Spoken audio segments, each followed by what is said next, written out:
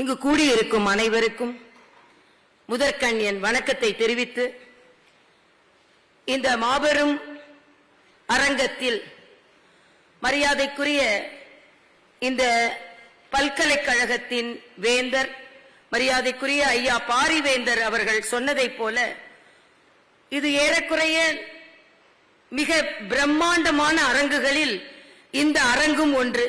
அதற்கு SRM பல்கலைக்கழகத்திற்கு நமது முதலில் பாராட்டை நாம் தெரிவித்துக் கொள்வோம். ஆக இந்த அரங்கு ஏற்கனவே அவர்கள் வரவேற்புரையில் சொன்னதைப் போல பல பெரிய தலைவர்களை இங்கே வந்து அழைத்து இந்த அரங்கில் பெருமை சேர்த்திருக்கிறார்கள். ஆனால் மரியாதைக்குரிய நமது மத்திய நிதி அமைச்சர் மரியாதைக்குரிய சகோதரி மாண்புமிகு நிர்மலா சீதாராமன் அவர்கள் இங்கே வரவில்லை. அதனால் அவர்கள் வர வேண்டும் என்று பணித்தார்கள். அவர்கள் வந்தால் திருக்குறளே சொல்கிறது, ஒரு நாட்டிற்கு ஒரு அரசாங்கத்திற்கு எது முதலில் வேண்டும் என்றால் நிதிதான் முதலில் வேண்டும். நிதி வந்தால் எல்லாம் வந்துவிடும். நமக்கு தானிய லட்சுமியும் அஷ்டலட்சுமிகளில் நமக்கு தானிய லட்சுமியும் மற்ற லட்சுமிகளும் வந்தால் இறைவனின் முற்றிலுமான ஆதரவு கிடைத்துவிடும். அதனால் லட்சுமியாக இங்கே அவர்கள் வீற்றிருக்கிறார்கள். நமக்கெல்லாம் பணமழையை கொடுத்து, நியாயமான பணமழையை கொடுத்து, அதற்காக அவர்களை நாம் வருக வருக என வரவேற்போம். மிக நல்லதொரு நிகழ்ச்சி. இங்கே எனக்கு முன்னால் பேசிய சகோதரர் அர்ஜுன் மூர்த்தி அவர்கள் இந்த ஒன் நேஷன் ஒன் எலெக்ஷன் என்ற ஒரே நாடு ஒரே தேர்தல் என்ற வகையில் எங்களோடு இணைந்து பணியாற்றிக் கொண்டிருக்கிறார். அவருக்கு எனது வணக்கம். மரியாதைக்குரிய ஐயா பாரிவேந்தர் அவர்களிடம் பல்கலைக்கழகங்களில் இந்த நிகழ்ச்சியை முன்னெடுத்து செல்கிறோம். அதனால் நமது பல்கலைக்கழகத்தில் நீங்கள் எங்களுக்கு ஒரு வாய்ப்பை தர வேண்டும் என்று கேட்ட பொழுது, முதலில் நம் பல்கலைக்கழகத்தில் தேசிய எண்ணம் கொண்ட மாணவர்கள் படிக்கிறார்கள்.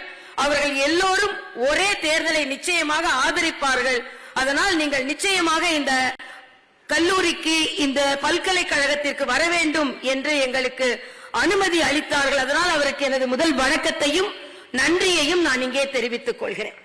மரியாதைக்குரிய பாரத பிரதமர் சொன்னார், எந்த ஒரு கருத்தையும் இளைஞர்கள் மத்தியில் கொண்டு சென்று விட்டால் அந்த கருத்து ஒரு மாபெரும் புரட்சியாக வெடிக்கும் என்று சொன்னார். அதே போல இந்த ஒரே தேர்தல், ஒரே நாடு ஒரே தேர்தல், ஒரே தேசம் ஒரே தேர்தல் என்ற கருத்தை யாரிடம் முதலில் விதைக்க வேண்டும் என்றால் மாணவ செல்வங்களின் மனதில் முதலில் விதைக்க வேண்டும் என்ற காரணத்திற்காக இதை முதலில் நாங்கள் மாணவர்கள் மத்தியில் எடுத்துச் செல்கிறோம். ஆக இங்கே வந்திருக்கும் மாணவ செல்வங்கள் அத்தனை பேருக்கும் எங்களது வணக்கத்தை தெரிவித்துக் கொள்கிறோம். வேறு யாராலும் இந்த கருத்தை உலகத்திற்கு இன்னும் சரியாக எடுத்துச் செல்ல முடியாது. மாணவர்கள் மாணவிகள் நினைத்தால் மட்டுமே இதை எடுத்துச் செல்ல முடியும் என்ற வகையில் இந்த நிகழ்ச்சியை இங்கே நடத்துவதில் மிக பெரும் மகிழ்ச்சி அடைகிறோம். ஏற்கனவே மரியாதைக்குரிய சகோதரர் அர்ஜுன் மூர்த்தி அவர்கள், நான் அவருக்கு ரொம்ப வியப்பாக போய்விட்டது. மரியாதைக்குரிய மாண்புமிகு நிர்மலா சீதாராமன் அவர்களை பார்த்தவுடன் அவர் எல்லாமே நான் அவர்களை பற்றி பேசிவிட்டேன், அதனால் ஒரே நாடு ஒரே தேர்தலை பற்றி நீங்கள் தான் பேச வேண்டும் என்ற ஒரு கோரிக்கை என்னிடம் வைத்தார். என்னை பொறுத்தமட்டில் நான் மரியாதைக்குரிய மாண்புமிகு நிர்மலா சீதாராமன் அவர்களோடு அமர்ந்திருக்கும் பொழுது நான் மிக பெருமையாக கருதுகிறேன். ஏனென்றால் மேடையை அலங்கரிப்பது மட்டுமல்ல, பாராளுமன்றத்தை இதுவரை இருந்த ரெக்கார்டில் தொடர்ந்து 8 முறை 6 முறை முழு பட்ஜெட்டையும் 2 முறை இடைநிலை பட்ஜெட்டையும் சமர்ப்பித்த ஒரே தமிழச்சி என்பது மட்டுமல்ல, நிதியமைச்சர் என்ற பெருமையை பெற்றிருக்கிறார். ஆக உங்களால் தமிழகம் பெருமை பெறுகிறது. மிகப்பெரிய தமிழகத்தின் மாண்புமிகு மகள் நீங்கள் என்பதை நான் பெருமையுடன் இங்கே தெரிவித்துக் கொள்கிறேன். அது மட்டுமல்ல, நாங்கள் எல்லாம் மகிழ்ச்சியாக நாமெல்லாம் நினைப்பது என்ன என்றால், மரியாதைக்குரிய பாரத பிரதமரினால் தமிழ் மத்தியில் விளையாடுகிறது. அதே போல நமது மரியாதைக்குரிய நிதி அமைச்சர் அவர்களும் எப்பொழுதெல்லாம் நிதித்துறை பட்ஜெட்டை அவர்கள் தாக்கல் செய்கிறார்களோ அப்படியெல்லாம் அவர்கள் எப்பொழுதெல்லாம் பலமுறை அவர்கள் திருக்குறளை கையாண்டிருக்கிறார்கள். ஆக அதற்கும் இந்த தருணத்தில் எனது நன்றியை தெரிவித்து, உலகெல்லாம் மன்னவன் கோல் நோக்கி வாழும் குடி என்று சொல்வதைப் போல வானோக்கி வாழும் மழை போல உலகமெல்லாம், அதாவது மழையை நோக்கி மக்கள் எல்லாம் எதிர்பார்த்து இருப்பதைப் போல மன்னவனை நோக்கி மக்கள் எல்லாம் எதிர்பார்த்து இருப்பார்கள். எத்தகைய மன்னவன் என்றால், நல்ல நேர்மையான வாழ்க்கையை வாழ்வது மட்டுமல்ல அரசாங்கத்தை கொடுக்கும் மன்னவன். இங்கே அர்ஜுன் மூர்த்தி அவர்கள் பேசும்பொழுது டிமானிட்டைசேஷன் பத்தி சொன்னார்கள். டிமானிட்டைசேஷன் வரும்பொழுது நான் மாநில தலைவராக இருந்தேன். எல்லோரும் என்னிடம் வந்து கேட்டார்கள், பத்திரிகை சகோதரர்கள் இங்கே என்னோட இயக்கத்தோடு பணியாற்றி கொண்டிருப்பவர்கள் வந்து கேட்டார்கள், டிமானிட்டைசேஷன் பத்தி உங்களுக்கு ஒன்னும் பிரச்சனை இல்லையா என்று கேட்டார்கள். நான் சொன்னேன், நான் டாக்டர், என்கிட்ட இருக்கிற கொஞ்ச நஞ்சம் பணமும் நான் டாக்டராக சம்பாதித்தது, அதனால் டிமானிட்டைசேஷன் பத்தி எனக்கு கவலை இல்லை. ஏனென்றால் என் கோட்டும் ஒயிட், என் நோட்டும் ஒயிட், அதனால் அதை பற்றி எனக்கு பிரச்சனை இல்லை என்று சொன்னேன். ஆக ஒயிட் நோட் வச்சிருக்கவங்களுக்கு எல்லாம் பிரச்சனை இல்லாமல் இருக்க வேண்டும், பிளாக் நோட் வச்சிருக்கவங்களுக்கு தான் பிரச்சனை என்பதை மரியாதைக்குரிய பாரத பிரதமர் ஒரு நேர்மையான அரசாங்கம், நேர்மையான வாழ்க்கை முறை இந்த நாட்டில் வழிமுறையாக இருக்க வேண்டும் என்பதற்காகத்தான் அவர்கள் மிக அழகாக அவர்களோடு அந்த திருக்குறளை சொல்லும்போது வானோக்கி வாழும் உலகமெல்லாம் மன்னவன் கோல் நோக்கி வாழும் குடி என்று சொல்வதை போல மிக அழகாக அவர்கள் இந்த திருக்குறளை முன்னெடுத்து சென்று அவர்கள் இந்த பட்ஜெட்டை தாக்கல் செய்யும் பொழுது உலகமே அந்த தொலைக்காட்சியில் கண்களை அகலாமல் பார்த்து கொண்டிருக்கும் பொழுது நாமும் இங்கே அவர்கள் நேரடியாக வந்ததற்கு எனது மகிழ்ச்சியை தெரிவித்துக் கொள்கிறேன். அவர்கள்தான் பேச வேண்டும். நான் மிகச் சில வார்த்தைகள், ஒரே நாடு ஒரே தேர்தல் என்று பல பேர் பல கருத்துக்களை சொல்லலாம். மரியாதைக்குரிய மாண்புமிகு நிர்மலா சீதாராமன் அவர்கள் இதை உங்களுக்கு நன்றாக பதிவு செய்யலாம்.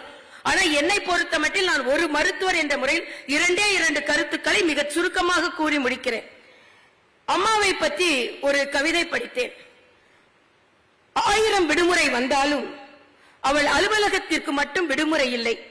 அந்த அலுவலகம் அம்மாவின் சமையலறை. ஆனால் நான் இதையே மாற்றி போட்டு பார்க்கிறேன். இந்த ஒரே நாடு ஒரே தேர்தலை நான் அம்மாவிடம் ஒப்பிடுகிறேன். ஏனென்றால் அந்த காலத்தில் இந்த குடும்ப கட்டுப்பாடு என்ற நிலை வருவதற்கு முன்னால் அம்மாக்கள் பல குழந்தைகளை பெறுவதற்கு நிர்பந்திக்கப்பட்டார்கள். ஆக இங்கே அம்மாவின் சமையலறைக்கு விடுமுறை இல்லை என்பதை போல அம்மாவின் கருவறைக்கும் விடுமுறை இல்லாத காலங்கள் இருந்தது. அப்போ அடிக்கடி குழந்தைகள் பெற்றுக் கொள்ளும் பொழுது ஒரு மருத்துவர் என்ற முறையில் நான் சொல்கிறேன், அம்மாவின் உடல் நலம் முழுவதும் வீணாகி போகும். அவள் ஒரு பிரசவம் பார்த்து அவள் உடல்நிலை தேறுவதற்குள் அடுத்த பிரசவத்தை பார்க்க வேண்டியிருக்கும். அடுத்த குழந்தை பிறந்து அந்த குழந்தைக்கு பால் ஊட்டி அந்த குழந்தை ஆரோக்கியமாக வளர்கிறதா என்று பார்ப்பதற்குள் இன்னொரு குழந்தையை அவர் பெற்றெடுக்க வேண்டியிருக்கும். இதுதான் அடிக்கடி வரும் தேர்தல். ஆக குடும்ப கட்டுப்பாடோடு 1-2 குழந்தைகளை பெற்று அம்மாவின் ஆரோக்கியமும் பாதுகாப்பாக இருந்து குழந்தையும் ஆரோக்கியமும் பாதுகாப்பாக இருந்து நல்ல இடைவெளியில் வேண்டிய இடைவெளியில் 5 வருடங்களுக்கு ஒரு நாள் ஒரு குழந்தையாக, அதுவும் ஆரோக்கியமான குழந்தையாக, அம்மாவும் ஆரோக்கியமாக இருந்து, அதாவது இந்த தேசமும் ஆரோக்கியமாக இருந்து குழந்தைகளாகிய நாம் மக்களும் ஆரோக்கியமாக இருந்தால், ஆக இந்த தேர்தல் முறைக்கு ஒரு கட்டுப்பாடு வேண்டும். நாம் வாழ்க்கையில் உள்ளதை குடும்ப கட்டுப்பாடு என்று சொல்கிறோம். இங்கே உள்ள நடைமுறையில் தேர்தல் கட்டுப்பாடு நமக்கு மிக அவசியம். ஏனென்றால் ஒவ்வொரு முறை குழந்தை பெருக்கும் பொழுதும் அந்த அம்மையின் அவள் சக்தி எழுவதும் வீணாவதை போல மறுபடியும் தேர்தல் வரும் பொழுது இந்த நாட்டில் உள்ள பொருளாதார சக்தி, மனித சக்தி எல்லாமே வீணாகிறது என்று சொல்வதை விட அதிகமாக செலவாகிறது என்று சொல்லலாம். பிறக்கும் குழந்தையும் தேர்தலில் ஒரு ஆட்சி பிறக்கிறது என்று வைத்துக் கொள்ளுங்கள், அந்த குழந்தை நன்றாக வளர்வதற்குள் இன்னொரு தேர்தல், சுதந்திரம் அடைந்ததிலிருந்து இந்த நாடு 400 தேர்தல்களை கண்டிருக்கிறது. அதனால் ஒரே நாடு ஒரே தேர்தல், தேர்தல் கட்டுப்பாடு, குடும்ப கட்டுப்பாடு குடும்பத்திற்கு அவசியம், தேர்தல் கட்டுப்பாடு இந்த தேசத்திற்கு அவசியம் என்பதை சுருக்கமாக, அடிக்கடி தேர்தல் நமக்கு நல்லதல்ல, அடிக்கடி குழந்தை பிறப்பும் குடும்பத்திற்கு நல்லதல்ல. ஆக நாம் ஒரே நாடு ஒரே தேர்தல், குறிப்பிட்ட நேரத்தில் தேர்தல், குறிப்பிட்ட நேரத்தில் அரசாட்சி. அதனால் மற்ற பாலிசி பராலிசிஸ் அப்படின்னு சொல்றோம், அதையும் மருத்துவர் என்ற முறையில் பராலிசிஸ் நம்ம கையும் ஓடாது காலும் விளங்காது. ஆக நம்ம எடுக்கின்ற அத்தனை நல்ல திட்டங்களையும், நான் புதுச்சேரி ஆளுநராக இருந்திருக்கோம் பார்த்திருக்கிற நல்ல திட்டங்களை கொண்டு வரலாம் நினைப்போம். ஒரு தேர்தல் அறிவிக்கப்பட்டு விட்டால் அதை நம்மால் அறிவிக்க முடியாது. அதனால் பாலிசி பராலிசிஸ் இந்த நாட்டில் வரும். மரியாதைக்குரிய பாரத பிரதமர் சொன்னதை போல போக்கஸ் ஆன் கவர்னன்ஸ்.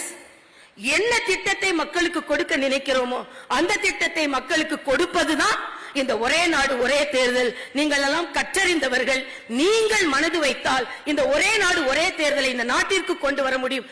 நல்ல அம்மாக்களின் ஆரோக்கியத்தையும் பேண முடியும், நம் தேசத்தின் ஆரோக்கியத்தையும் பேண முடியும், நல்ல குழந்தைகளையும் வளர்க்க முடியும், நல்லாட்சிகளையும் வளர்க்க முடியும் என்று சொல்லி உங்களிடம் விடை பெறுகிறேன். நன்றி, வணக்கம்.